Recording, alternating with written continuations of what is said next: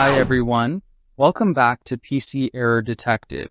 Today I'm going to show you how to set up a new SSD in Windows 10 so you can get your new drive ready to use in just a few simple steps. Step 1. Click on the search bar at the bottom of your computer and type in Disk Partitions or Disk Management and open the Disk Management application. This tool lets you manage all your drives and is essential for activating a new SSD. Step 2. Scroll down and locate the new SSD you just installed.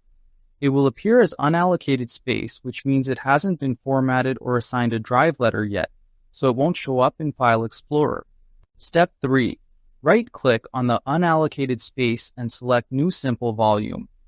This option allows you to create a new partition on your SSD and prepare it for storing files.